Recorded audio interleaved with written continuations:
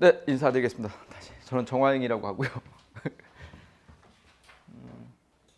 우선 손해사정사라고 하니까 합격 전략은 잘 모르겠고요. 몇 년 전에는 그 손해사정사 말고 보험 계리사 쪽도 제가 그 공부를 어떻게 하세요라고 안내를 해드리러 몇 번 다녔는데 제가 보기에는 각자 특색들이 있어서 맞다고 생각하지는 않습니다. 맞다고 생각하지는 않고요. 저는 가장 중요시하는 걸 그걸 생각해요. 내가 왜 손사를 공부를 해야 되는지 가장 먼저 근원적인 고민을 좀 하셔야 된다고 생각을 합니다. 근본적인 고민. 그래서 혹시 여기에 손해사정사 보조인으로 뭐 지금 근무 중이신 분 이라면 생각이 조금 다르실 거고, 혹시 학생들이라면 내가 왜 이걸 공부해야 되지? 라고 조금 깊이 있는 고민을 하셔야 돼요. 물론 시험이 2014년도에 개정되기 이전과 개정된 이후에 시험이 조금 그 전보다는 좀 어려워졌다라고 학생들은 느끼시는데, 반대로 실무에 있는 직원들은 오히려 더 쉬워졌다라고 생각을 해요. 그래서 어떻게 하면 그 합격할까라는 것보다는 그 합격을 한다면 내가 뭘 할까, 이걸 더 고민을 하셔야 될 것 같습니다. 괜히 시간 낭비하지 마시고, 제 생각에는 혹시 지금 동일손사나 아니면 다른 보험회사 또는 GA 대리점에서 활동하고 계신 분들이라면 오래 이제 생활하셨기 때문에 아 그렇구나라고 느끼실 텐데, 학생들은 좀 조심하셔야 될 것 같아요. 이제 영어로 얘기하면 어드저스트라고 얘기를 하고요. 손해사정사라고 얘기를 하고 어드저스트라고 얘기하는데, 보험이라는 게 보험료를 대수의 법칙에 따라서 받고요. 이제 사건이 있죠, 사건이 있으면 보험금을 받도록 되어 있습니다. 보험금을. 그래서 보험료를 산정하는 거 또는 보험료 산정하기 위한 기초 통계 또는 보험료를 만들어서 상품을 개발하는 거, 프로덕팅하는 거는 보험 계리사분들이 주로 하세요. 그 보험 상품이 판매가 돼서 피보험자 또는 보험금 청구권자에게 보험 효과를 느끼기 위해서 보험금을 지급하는데, 그 보험금을 산정하기 위한 기초 사실 확인, 제일 중요한 게 사실 확인이에요. 팩트를 확인하는 거고, 액시던트를 확인해서 거기에 맞는 손해액을 평가해 주는 역할 정도, 이게 손해사정사라고 보시면 됩니다. 물론 손해사정사는 이제 뭐 요즘은 신체하고 재물, 차량 이렇게 구분되어 있는데, 저희 때는 1, 2, 3, 4종 이렇게 구분되어 있었죠. 그래서 신체로 바뀌면서 조금 시험 과목이 학생들은 어려워졌을 거라고 생각을 해요. 근데 아까 말씀드린 실무에 있던 분들은 자기가 실무를 했던 거기 때문에 조금만 이론만 구비가 되면 답안 쓰기가 더 쉬워졌다라고 보시면 될 것 같고요. 이 어드저스트는 크게 우리 두 가지로 나누거든요. 그래서 이제 영어로 얘기하면 세틀먼트라고 얘기를 하는데, 그러니까 여러분들이 혹시 학생들은 모르겠는데 이건 내근하는 사람이고요. 그다음에 셋이 이제 인베스티게이션 한다고 얘기를 하는데, 요거는 외근직입니다. 외근직. 그래서 내근직하고 외근직이 나눠져 있어요. 주로 이제 학생들이 손해사정사 따면 내근직을 많이 가는구나 또는 외근직을 하고 싶어요라고 얘기하시는데, 지금 진짜로 필요한 것들은 2019년도, 2020년도까지는 이쪽 내근하는 심사하는 직군보다는 외근하는 조사하는 직군의 인력이 더 많이 필요합니다. 심사하는 직군의 인력들은 조만간 조금 규모가 줄 것 같고요. 조사도 많이 줄긴 하는데 그 필수적으로 운영되어야 될 인력들이 있기 때문에 이게 조금 더 많이 필요하다고 보시면 되는데, 여자분들이 조금 힘들 거예요. 그래서 급여는 그 외근직이 조금 더 많습니다. 아시겠지만 외근직이 조금 많고요.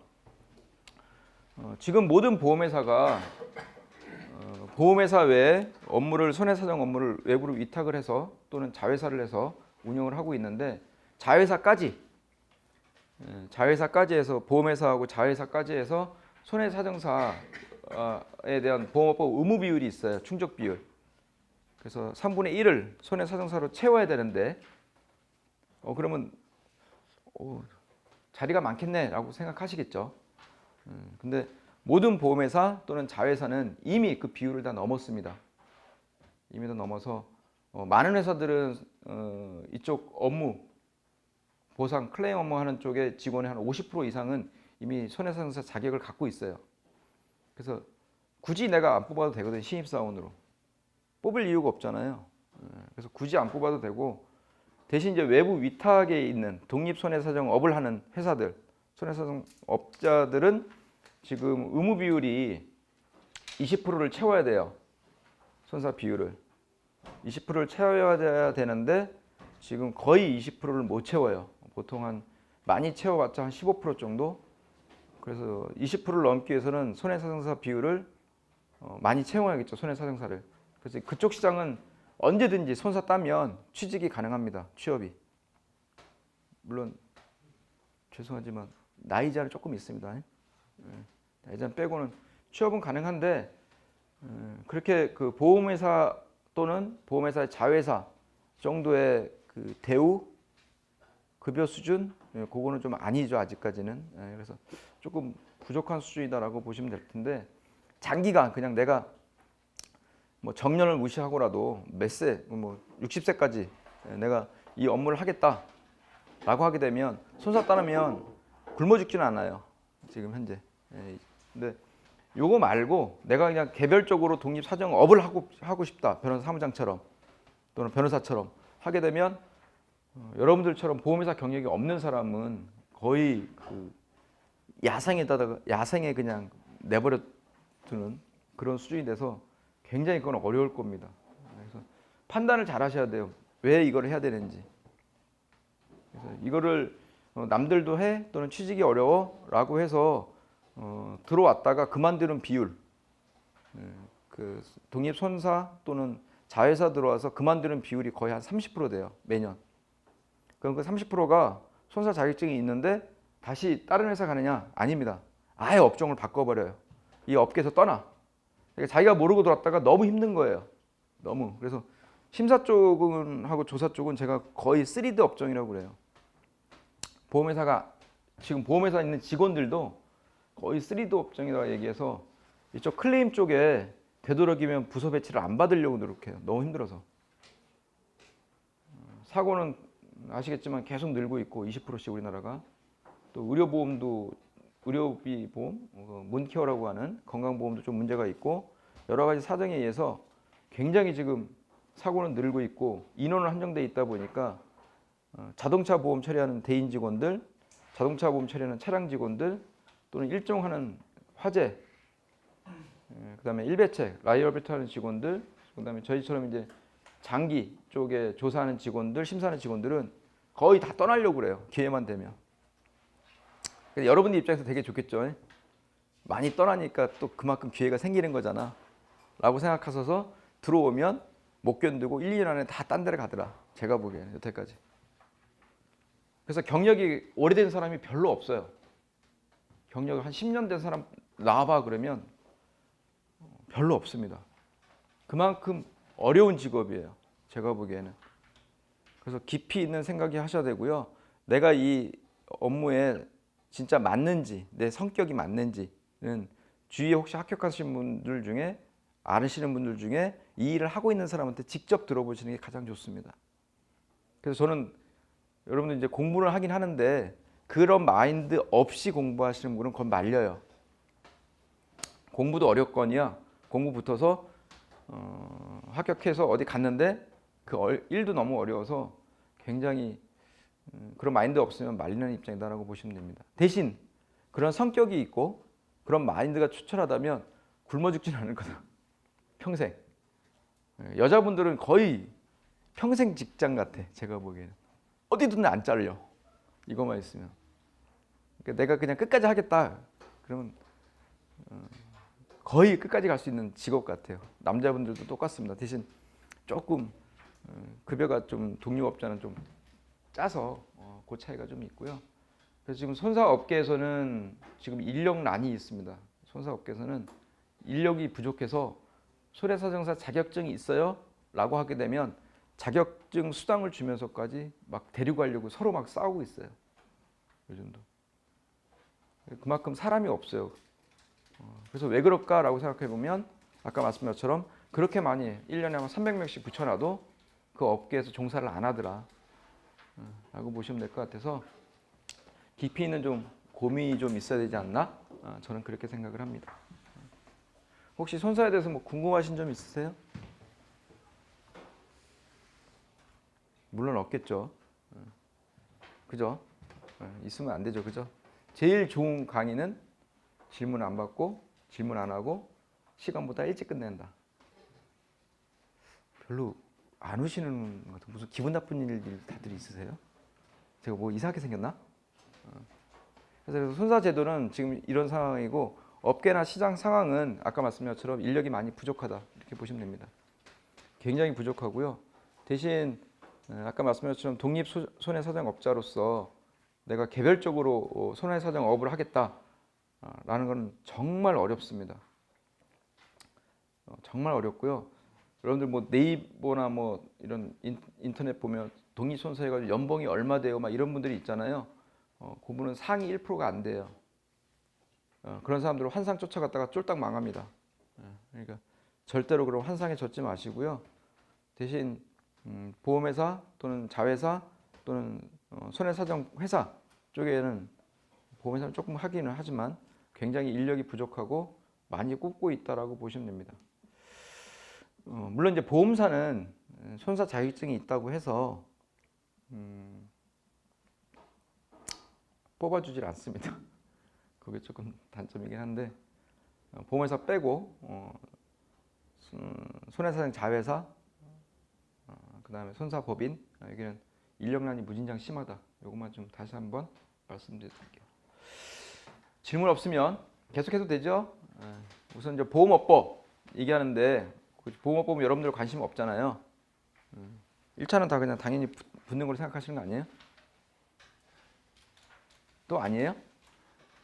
죄송한데 최근에 최근 몇 페이지 안 보셔도 돼요. 이거는 15페이지부터 있네요. 그죠?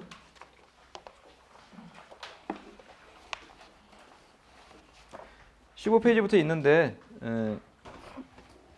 그 보험업법은요 2017년도 시험부터 많이 바뀌었어요. 출제 경향이 많이 바뀌고 2018년도에 더 바뀌었습니다.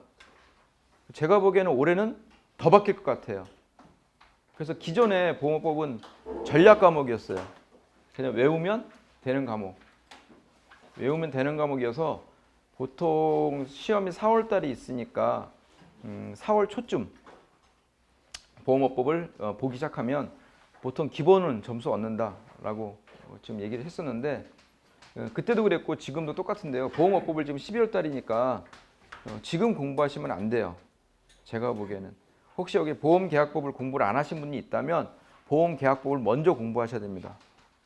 보험계약법에서 법의 체계, 그 다음에 법용어 등을 먼저 공부하지 않으면 보험업법을 외우게 돼요. 근데 요즘 시험 문제가 보험업법이 외우는 문제가 아니고요. 시험 문제가 이렇게 나와요. 이렇게 많이 보시면 박스형으로. 그래서 예시지를 쭉 주어집니다. 지문이 길어졌어요. 그래서 1번 모두 맞음. 그리고 뚜두둑 4번 모두 틀림. 이렇게 시험 문제가 나와요. 그러니까 옛날에는 요 항목들 하나당 시험 문제가 나왔는데 그냥 묶어가지고 한 챕터가 몽창 다 여기다 들어가 있으니까 내용들을 쭉 보고 그게 맞는 건지 그게 틀린 건지를 자기가 찾아야 돼요. 찾아서 모두 맞는 거 찾거나 뭐 모두 틀린 거 찾거나 이런 문제가 나오다 보니까 외워가지고는 한계가 생겨요.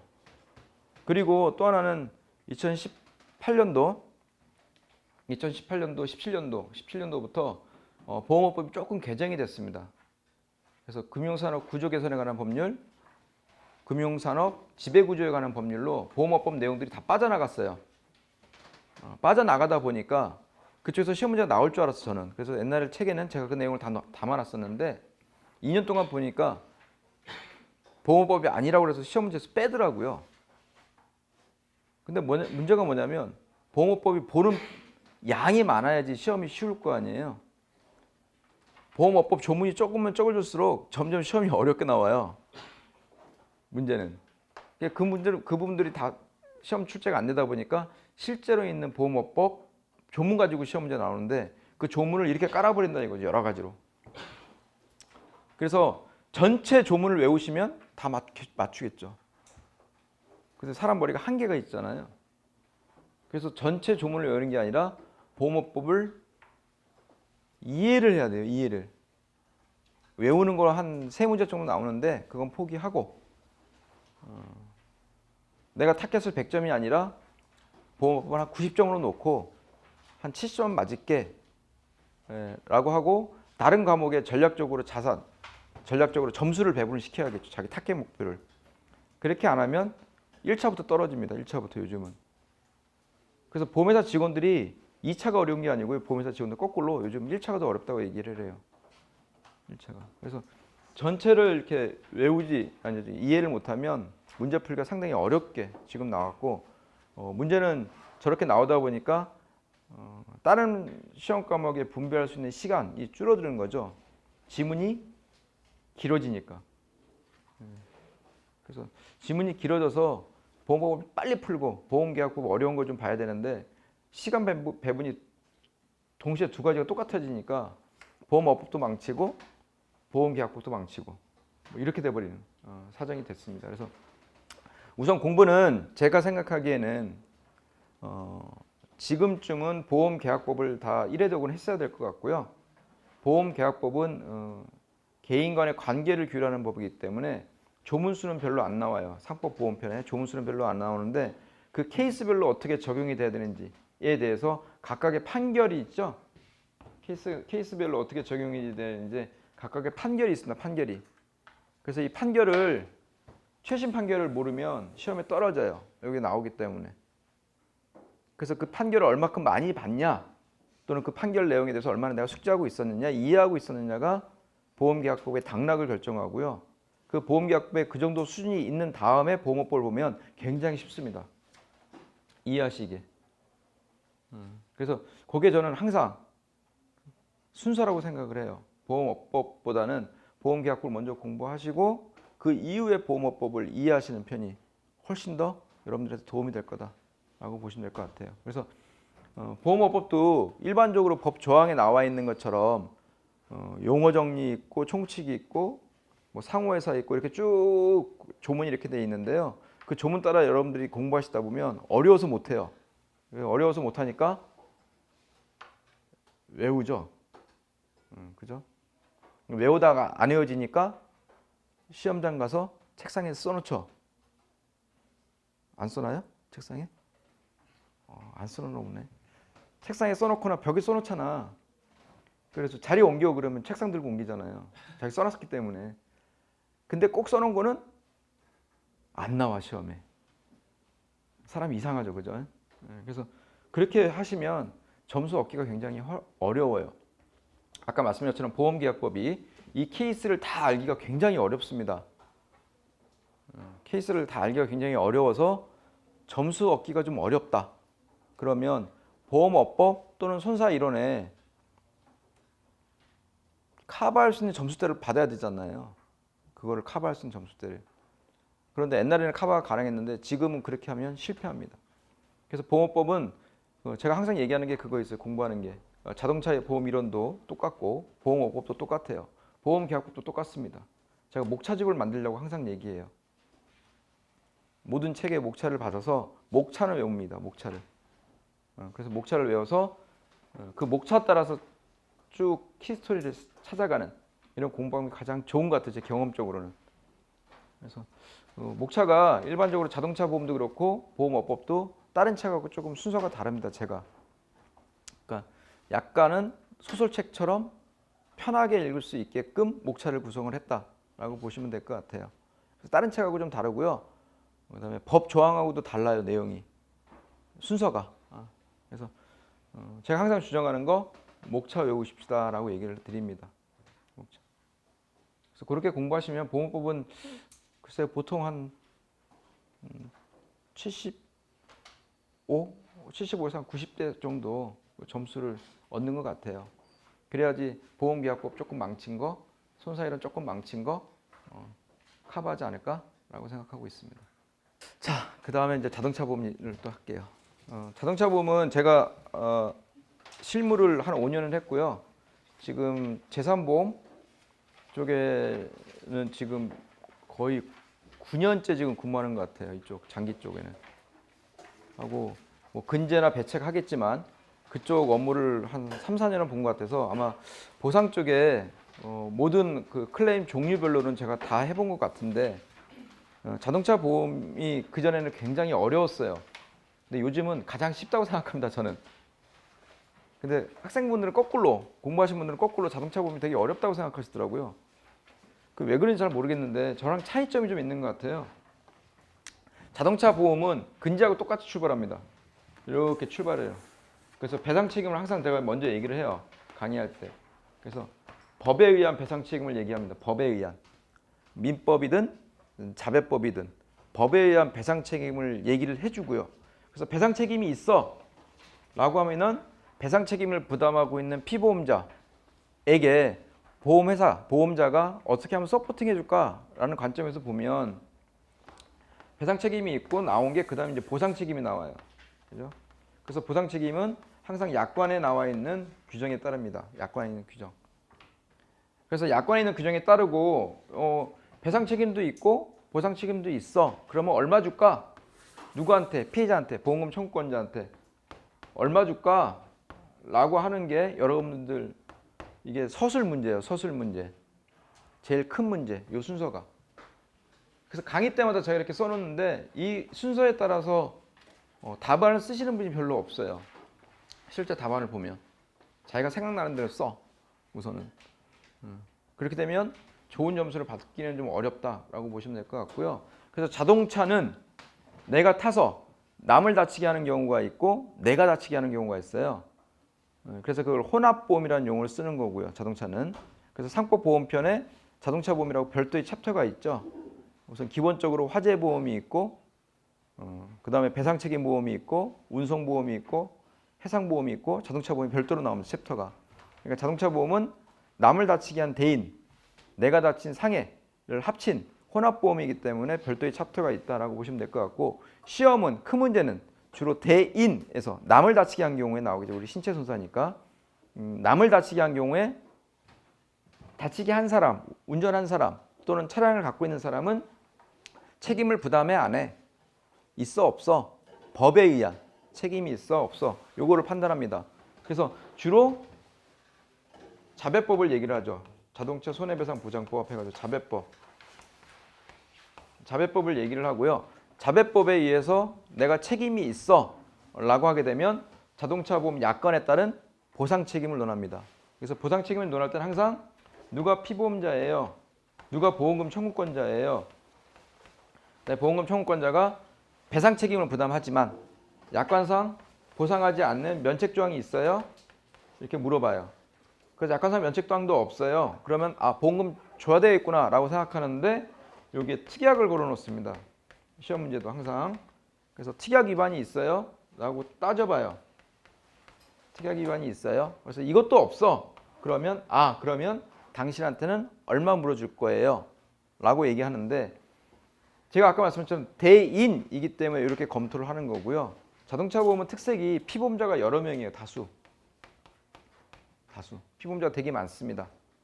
그래서 배상 책임을 지는 피보험자가 되게 많은 경우에는 피보험자별로 대인 피해자에 대해서 배상 책임과 보상 책임을 각각 다 검토를 해줘야 돼요.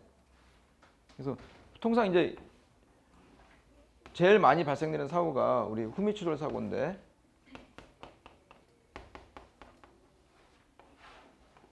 여기 A가 있고 B가 있다. 그래서 이 사람이 다치게 했다라고 하게 되면 이 사람한테 얼마나 물어줄까라는 걸 이제 이렇게 청구할 때 어떻게 할까? 요 관계거든요. 근데 A라는 사람이 차량을 운전했지만 이 차 소유주가 다른 C라는 사람이 있다라고 하게 되면 얘도 책임질 거니 얘도 책임질 거니 누구한테? B한테. 라는 여러 가지 복잡한 문제들이 발생을 합니다. 요거는 대인만 얘기한 거고요. 지금 사고에서 보면 얘도 다쳤겠죠. 얘도. 그래서 얘가 다친 거는 자기 신체 사고, 그래서 자손 사고에 대한 담보도 별도로 검토를 해줘야 된다. 그래서 단지 사람이 두 사람인데, 눈에 보이는 사람은 두 사람인데 검토할 사람은 세 사람이 되는 거고요. 여기 한 명 더 떴다, 또는 여기 한 명 더 떴다 라고 하게 되면 사람은 5명이 되는데 검토할 거는 곱하기 5배로 늘어난다. 시험 문제도. 그러니까 그거를 각각 개별적으로 또는 분해해서 또는 이런 쪽으로 이렇게 좀 조합을 해서 내가 써줘야 되는 시험 문제가 자동차 보험이에요. 이유는 얘 때문에 그래요. 피보험자가 많아서. 그러다 보니까 학생들이 굉장히 어렵게 느껴집니다. 저걸 다 분리해가지고 다 써줘야 되니까. 그리고 그 사람들한테 다 뭐 해줘야 돼요? 그 사람이 부상이에요? 장애가 있어요? 돌아가셨어요? 사망이에요? 따라서 각각 지급보험을 다 따로 계산해서 합산을 해줘야 되는 이런 문제가 나오기 때문에 여기서 이제 헤매는 거죠, 다들. 굉장히 어렵게 느껴집니다. 그런데 우리가 얘기하는 재산보험은 뭐가 없어요? 재산보험은 여기가 없잖아요. 요것만 있잖아요, 요것만. 재산보험은. 그죠? 배상 책임이 없잖아요, 재산보험은. 재산보험은 질병보험하고 상해보험, 간병보험, 그로 인한 간병보험이라서 배상 책임이 없어요. 바로 다이렉트로 약관상 보상 책임을 논합니다. 그런데 재산보험은 피보험자가 한 명이죠, 무조건. 내가 보험 가입하고 내가 보험금 타는 거잖아요. 그러니까 피보험자 검토할 필요도 없어요. 뭐만 검토해 주면 돼? 약관상 면책이에요, 아니에요? 얼마 줄 건데요만 고민하면 돼요. 근데 문제는 담보가 무진장 많죠? 담보가. 그래서 질병보험 안에 담보 쭉, 진단비 담보, 수술비 담보, 일당 담보 쭉. 그죠? 상해보험도 상해 1당부터 장애까지, 사망까지 쭉. 거기다 뒤에 하나 더 붙어서 실손 의료보험까지 붙어버리면 계산이 복잡해지는 거예요. 그래서 그 담보별로 뭘 해줘야 돼? 면책조항을 다 외우고 담보별로 지급 산식을 다 외우고 있어야죠. 재산보험은. 반대로 자동차보험은 외울 필요가 없지. 얘만 찾아가면 되는 거죠. 얘만 찾고 면책조항이 몇 개밖에 안 돼요. 한 4개밖에 안 돼. 4개밖에 안 되니까 외울 게 별로 없어요. 이해하고 있어야 돼. 그래서 자동차는 거꾸로. 근데 재산보험은 많이 외우면 외울수록 합격 가능성이 더 높아져요. 근데 자동차 보험은 많이 외울 게 없어. 이해를 얼마큼 했느냐에 따라서 다릅니다. 그 차이가 있어요, 둘이. 그래서 외운 거는 그대로 막 쓸 수 있잖아. 막 빨리빨리 쫙 쓸 수 있는데 자동차 보면 외운 게 없으니까 쓰는 속도가 좀 느려요. 그리고 고민해. 그러다가 앞에 이론에 틀리면 뒤까지 몽창 다 틀려. 그래서 쓰다가 내가 잘못 썼네. 손 들고 한 5페이지 썼어요. 감독관한테 손 들고 죄송한데 답안지 좀 바꿔주시면 안 돼요? 그럼 5장 썼잖아 이미. 다시 쓸 수 있을까요? 못 쓰죠. 그래서 그냥 포기하시면 돼요. 그래서 자동차 보험 시험 끝나고 제일 많이 사람이 사라지죠. 되게 많이 사라져 밖으로. 이게 특색이에요, 특색. 그래서 조금 다른 보험하고 좀 다르다라고 보시면 될 것 같아서 전체를 이해하고 계시면 문제는 풀기가 그렇게 어렵지 않을 거다라고 보시면 될 것 같고, 요거 찾는 게 계속 같은 패턴으로 나와서 강의도전을 이렇게 하고 제 책도 이렇게 돼 있어요, 구성이. 근제는 배상 책임은 똑같이 있죠. 근제는 배상 책임. 근데 근제는 산재법에 따르죠. 근제는 산재법에 따르고 근로기준법에 따라서 배상 책임이 발생되고, 피보험자, 보험계약자는 가입자, 사용자고 피보험자는 다친 사람 한 명 정해져 있죠. 딱 한 명. 그 사람을 어떻게 물어줄 거예요? 라고 기준이 없어요.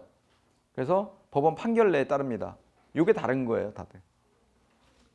그래서 공부 방법이 조금씩 달라요. 과목마다. 그래서 제가 보기에는 자동차 보험은 아까 말씀드린 것처럼 책이 좀 두껍기는 하고 대부분 판례 위주로 제가 작성을 해놨는데 시험 볼 때 주로 다수설 또는 통설 또는 판례에 의해서 답을 써줘야지, 소수설 또는 강의 시간에 들었던 저 끄트머리에 있는 학설 가지고 답을 써주게 되면 답이 맞을 수도 있지만 채점자 입장에서는 점수를 많이 줄 수가 없는 사정에 처할 수도 있습니다. 이해하시겠죠? 그래서 자동차 보험도 똑같아요. 지금은 본문을 한 3번, 3번 정도 낙서 없이 그냥 숙독하시는 게 제일 낫습니다. 지금 요 정도 타임이면 제가 보기에는 제일 낫고 조금 착각 일으키시는 분들이 되게 많은데요. 산재, 재산보험이나 근재나 산재보험에서는 면책이라고 나올 수가 없어요. 그 시험 문제 면책 나오게 되면 자동차 보험도 조금 하겠는데 1번 시험 문제 또는 계산 문제가 여기서 면책입니다 라고 하게 되면 뭐가 안 나와요? 지급할 보험금이 없잖아요. 그 시험 문제를 왜 냈겠어? 그냥 지급보험금 시험 문제 안 내고 그냥 이론 시험 문제 내지. 굳이 계산식 뭐 금액 쭉 써주면서 계산하셔 이런 문제는 낼 필요가 없죠. 그런데 면책되는 항목들이 있어요. 금액을 빼야 될 항목들이. 그게 재산보험하고 근제는 그렇게 나오는데 자동차 보험은 그런 게 없어요. 여기서 부책이면 거의 다 여기서 계산식이 나와야 됩니다. 그런데 여기서 사례 문제에서 배상 책임이 있어요? 보상 책임 와서 면책이에요. 하는 순간 나는 시험 문제를 잘못 썼구나 답안을 이렇게 생각하시면 돼요. 면책이 나올 수가 없어요. 면책이. 내가 거꾸로 여기서 부책입니다라고 이론 구성을 거꾸로 해주시는 한이 있더라도 면책입니다 이론 구성하게 되면 큰 문제는 틀렸다고 보시면 돼요. 큰 문제는. 이게 다른 보험하고 조금 특색입니다. 그래서 공부할 양이 되게 많으실 것 같은데 제가 보기에는 요즘 정도면 한 2-3달 정도면 모든 과목을 밑줄 쳐가면서 외울 필요는 없을 것 같고요. 재산보험 조금 다르지만 밑줄 치면서 외울 필요는 없을 것 같고 숙독 여러 번 보시는 다독이 지금 가장 현명한 판단이라고 보입니다. 그래야지 2차 답안에 술술 쓸 수 있어요. 술술 쓰는데 논리구조 또는 답안의 체계는 반드시 목차에 의해서 써야 됩니다. 그래서 목차를 제가 외우시라고 말씀을 드리는 거예요. 아시겠죠?